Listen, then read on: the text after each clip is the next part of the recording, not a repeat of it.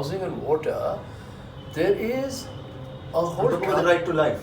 It's part of right to life, but also there is a transaction between the material reality of housing, water, and the individual's own choices that she's to make. So, for instance, I can afford buying bottled water. Yeah, but as a principle, it is a horrible principle to say that everyone should buy bottled water, because that's the harshest and the most obscene capitalist principle. That just let everyone buy bottled water. Obviously, it's a right of life. It should be free and it should be decent and it should be available to everybody. Yeah, but the thing is, water is something which, while being common, is the most obvious. What Karl Polanyi called pseudo commodity. It cannot be a commodity. It's actually not a commodity, and yet you're making it a commodity. So it's a pseudo commodity, a false commodity.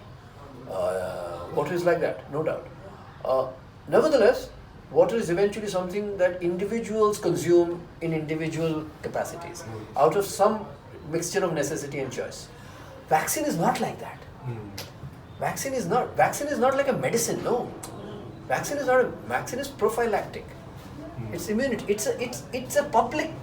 It's a good, but it's all not only in the sense of something being ethically good. It's also something which is biological. It is a biological intervention at the level of population, which is not the same thing as water. Water is not something which you intervene with. Yeah, you consume it. You need it. But this is an intervention. This is what I've written in my book. No. It's a government of society. It's an intervention. Vaccine is equally an intervention.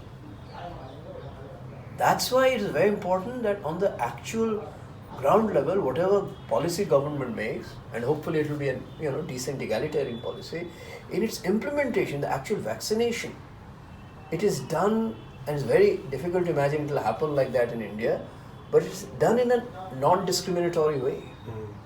Because it is literally something you intervene at the level of the bodies of human beings. And here, with bodies being stigmatized, with the kind of micro-stigmatization that goes on,